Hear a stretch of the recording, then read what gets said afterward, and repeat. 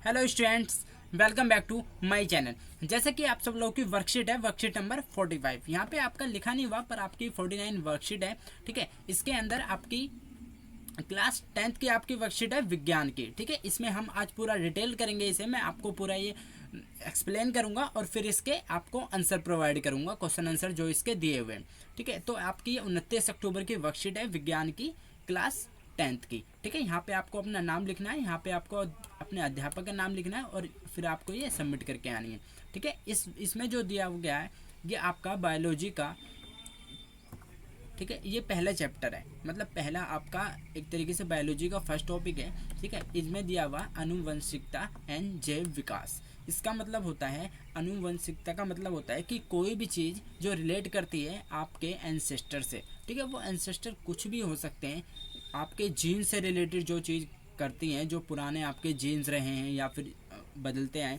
और जैव विकास का मतलब होता है कि आपके मतलब विकास होना, आपके जैसे जीवन है। ठीक है, जीवन में एक होता है कि दूसरे टाइप का विकास होना, एक होता है जो आपका इंटरनली विकास होता है। ठीक है, जैसे विकास का एक एग्जांपल लें हम लोग कि हमारे पहले क्या थे, कान वगैरह बड़े होते थे। ठीक है, तो उनका यूज़ नहीं था। ठीक है, तो वो कम हो गए, तो वो एक तरीके से जैव विकास में आता है। जिस चीज़ का हम यूज नहीं होता वो विलुप्त हो जाते हैं या फिर हमें नहीं देखने को मिलते, उन्हें हम जैव विकास कहते हैं। ठीक है, मतलब टाइम के अकॉर्डिंग जो शिफ्ट हो जाए उसे हम जैव विकास कहते हैं। ठीक है, तो हम सबसे पहले डेफिनेशन पढ़ेंगे आनुवंशिकता की। इसमें क्या है, विभिन्न लक्षणों का एक पीढ़ी से दूसरी पीढ़ी में या जनक से संतति वांसंग होना। ठीक है, इसका मतलब क्या है कि आपका कोई भी जनरेशन टू अदर जनरेशन, आप याद कर सकते हो जैसे आप हो। ठीक है, आपके दादाजी रहे होंगे, उनसे अगर आपके आपके फादर के अंदर फिर आपके अंदर कोई भी ट्रांसफ़र हो रहा है। ठीक है, क्या लक्षण ट्रांसफ़र हो रहे हैं, जो भी लक्षण है वो आपके दादा के आपके फादर के अंदर गए, आपके फादर के आपके अंदर आए, आपके आपके बच्चों के अंदर जाएंगे, तो उसे हम कहते हैं आनुवंशिकता। ठीक है, अब देखते हैं विभिन्नता क्या होता है। विभिन्नता का मतलब होता है एक ही स्पीसीज। ठीक है, एक ही स्पीसीज मतलब मान लो मैंने दो स्पीसीज बना दी। ठीक है, प्राणी बना दिए दो। ठीक है, एक ही स्पीसीज में प्राणियों के लक्षण के बीच अंतर को विभिन्नता कहा जाता है। ठीक है, दो प्राणी बना दिए यहाँ पे।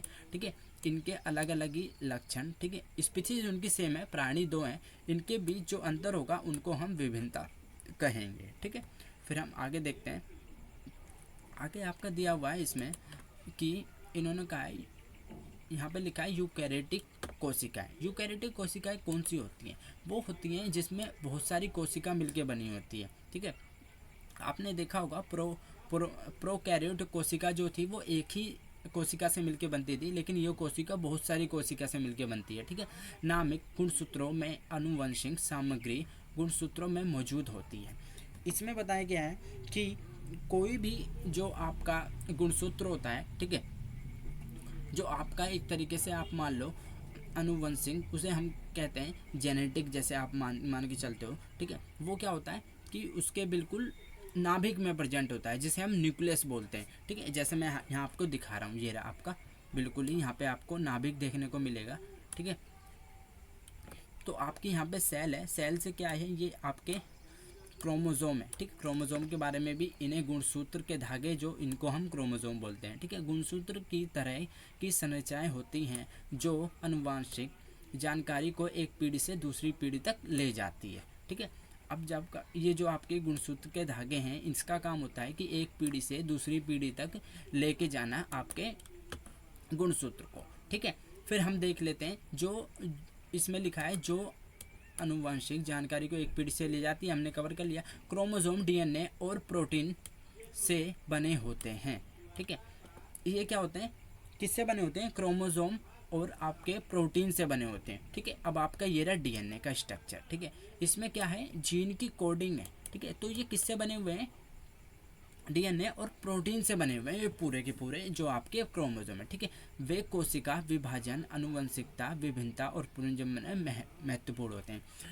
क्या होता है कि आपका क्रोमोसोम और जो डीएनए का काम है वो किस में काम करता है, आपका कोशिका विभाजन में। ठीक है, आपकी जो कोशिका है वो जो टूटती हैं, ठीक है, तो उसमें ये क्या करता है, हेल्प करता है। दूसरा विभिन्नता, उनको मतलब उनके बीच अंतर करता है। जैसे लक्षणों के बीच अंतर हमने ऊपर यहाँ पे पढ़ा था, लक्षणों के बीच अंतर, वैसे ही यह करता है। ठीक है, और क्या करता है, पुनर्जन्म, मतलब कोई अगर नया होने वाला है, कोई अगर किसी का जन्म होने वाला है, दोबारा कोई जन्म लेने वाला, तो उसमें उसमें वो हेल्प करता है। ठीक है, ऐसा नहीं कि कोई दूसरा है उसका ही जन्म हो रहा है, नहीं।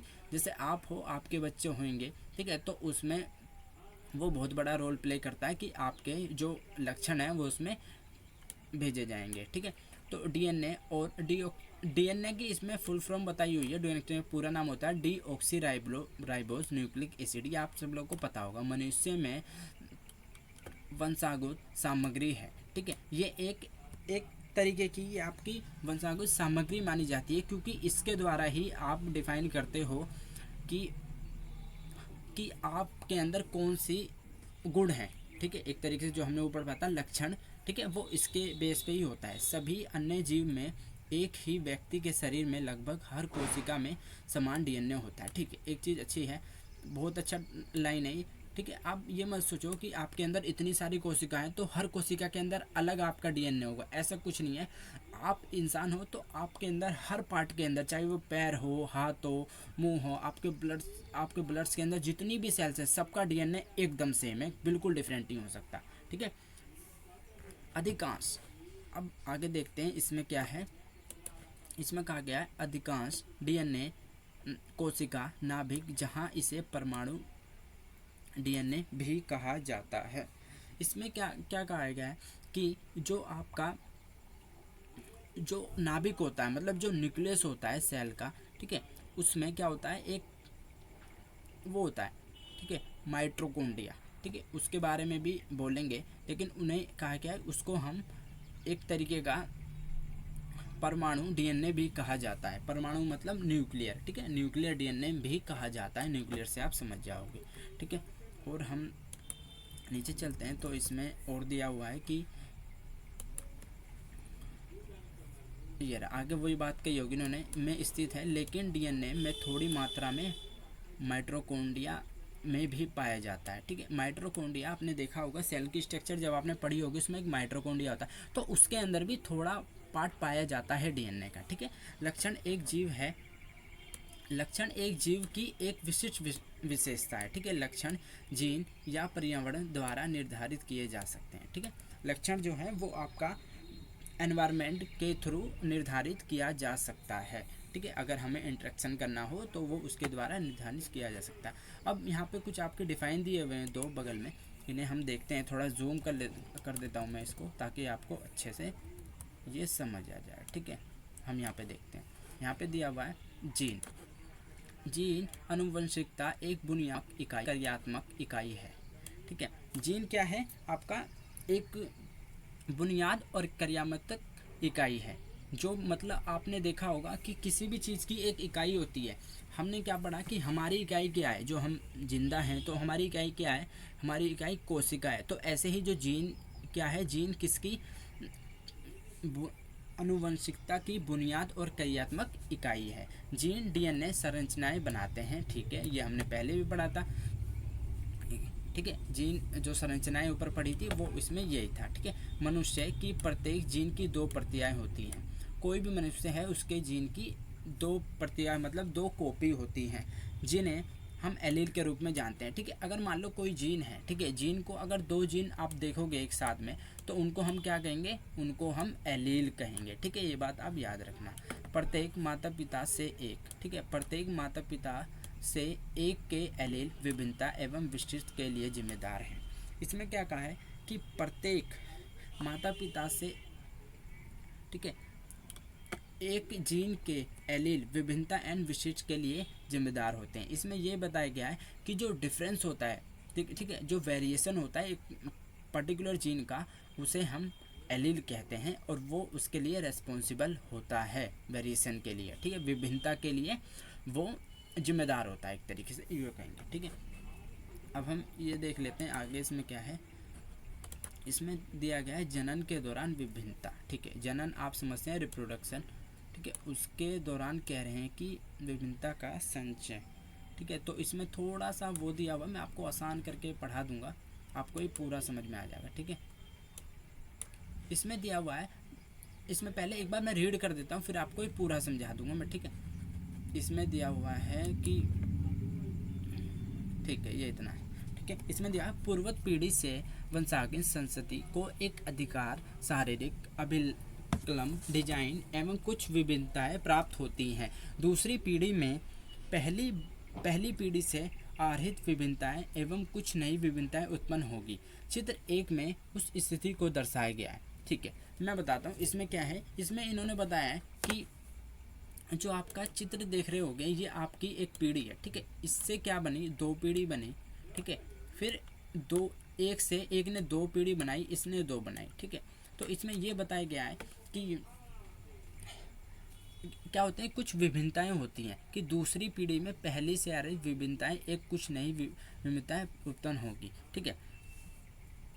लेकिन क्या बताया गया है, जबकि केवल एकल जीव जनन करता है, जैसा कि अलैंगिक जनन में होता है, ठीक है।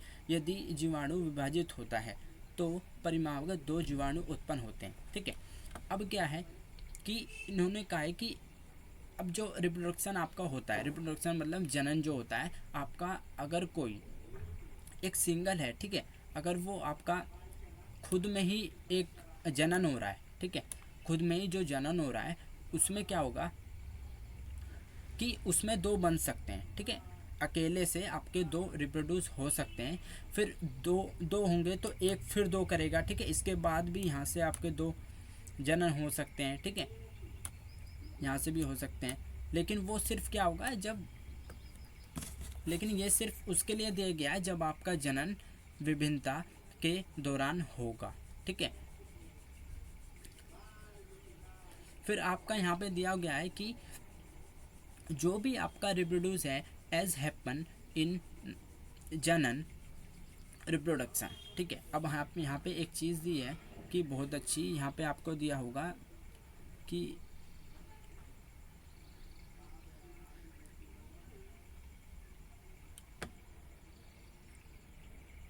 ये रहा, जैसा कि अलैंगिक जन्म में होता है, ठीक है। मेन वर्ड आपका यही है यहाँ पे कि असेक्सुअल जो आपका रिप्रोडक्शन है, अलैंगिक जनन जो है, उसमें क्या हो रहा है कि एक कोई भी ऑर्गेनिज्म है, ठीक है, एक कोई भी आपका इंडिविजुअल है, ऑर्गेनिज्म है, जीव है, ठीक है, वो अपना दूसरा जीव बना सकता है 2, ठीक है। 2 कितने भी बना सकता है, लेकिन उसे किसी की ज़रूरत नहीं है दूसरे जीव की, वो अकेले ही अपना एक उत्पन्न कर सकता है, ठीक है। तो इसमें पूछा गया है कि जिसमें आपस में बहुत अधिक समानताएं होती हैं, इनमें समानताएं आपको बहुत मिलेगी, ठीक है। अब आप देखोगे कि आप हो, ठीक है, आप अपने फादर की तरह तो बिल्कुल भी नहीं हो ना, बहुत डिफरेंस है ना उनमें। हाँ, ये अलग है कि हल्की से फेस मिलता होगा, थोड़ा बहुत होगा सेम, पर ये तो नहीं है कि बिल्कुल ही सेम हो। लेकिन इनमें ऐसा होता है, जो अलैंगिक जनन की बात चल रही है, कि इनमें बिल्कुल सेम देखने को मिल जाते हैं, ठीक है, जो पुनः विभाजित होकर 4 वैष्टि जीवाणु उत्पन्न करेंगे, जिनमें आपस में बहुत अधिक समानताएं होंगी, ठीक है। तो इसमें यह बताया गया है बहुत ज़्यादा समानताएं होगी, जैसे मैंने अभी बताया था बिल्कुल आपको। उनमें आपस में बहुत कम अंतर होगा, जो डीएनए प्रकृति के समय न्यू छुट्टियों के कारण उत्पन्न होता है, परंतु यदि लैंगिक जनन होता है तो विविधता अपेक्ष और अधिक होती है, ठीक है। अब अनलैंगिक की बात की थी, लेकिन लैंगिक होगा तो आपको सेम देखने को नहीं मिलेगा, बहुत ही हल्का सा ही कुछ परसेंट ही आपको, क्या किसी स्पीशीज़ में इन सभी विविधताओं के साथ अपने अस्तित्व में रहने की संभावना एक समान है? निश्चित रूप से नहीं, ठीक है। इन्होंने पूछा है कि जितने भी स्पीशीज़ हैं, ठीक है, उसमें क्या जो सर्वाइविंग चांस है इन्वायरमेंट के अंदर वो एक समान है, तो इसका आंसर है नहीं, बिल्कुल भी नहीं हो सकता, क्योंकि जो वेरिएशन होता है, जो भी आपका यहाँ पे दिया गया, निश्चित रूप से नहीं, आधार के विभिन्न जीवों के विभिन्न लाभ हो सकते हैं। अभी एक सेकंड में थोड़ा नीचे करता हूँ, ठीक है। यहाँ पे दिया हुआ है कि विविधता के आधार पर, ठीक है, विविधता के आधार पर विभिन्न जीवों को विभिन्न प्रकार के लाभ हो सकते हैं। उष्णता को सहन करने की क्षमता वाले जीवाणु को अधिक गर्मी से बचने की संभावना अधिक होती है, ठीक है। इन्होंने ये बताया इसमें कि जो हमारे बैक्टीरिया होते हैं, ठीक है, बैक्टीरिया समझते होंगे विभिन्न जीवों ठीक है। तो उनमें क्या होता है, जो गर्मी होती है, ठीक है, गर्मी सहन करने की इतनी संभावना उनमें अधिक, गर्मी की संभावना अधिक होती है, ठीक है। वो क्या करते हैं, वो सरवाइव कर सकते हैं। इसमें लिखा है कि जो आपके,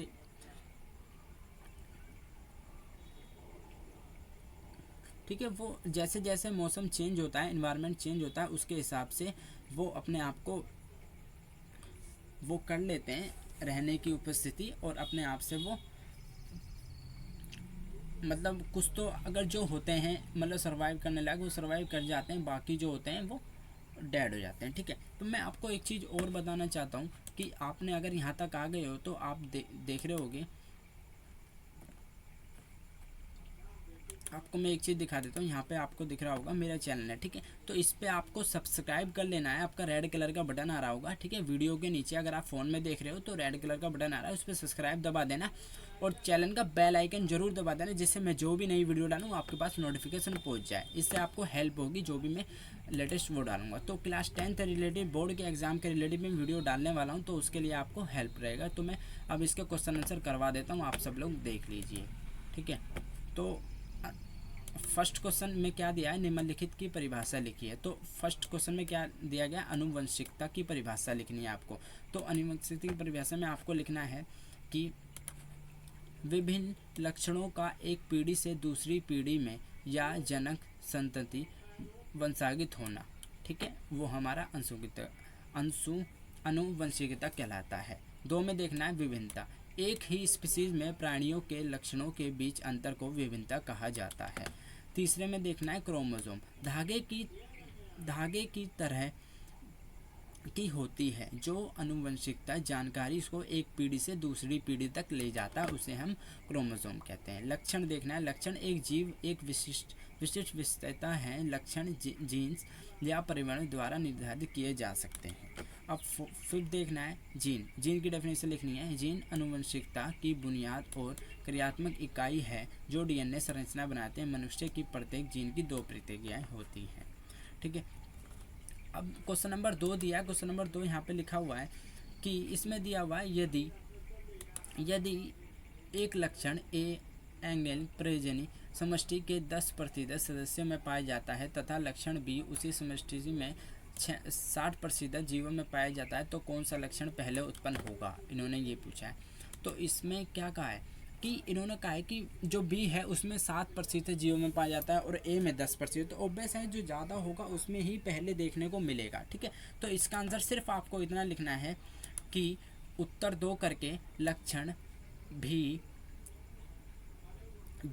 आएगा। यहाँ पे लक्षण बी कर लेना आप भी की जगह, ठीक है। यहाँ पे बी लिखना है आपको, ऐसे करके मैं ऊपर लिख देता हूँ, यहाँ पे आपको बी लिखना है, ठीक है।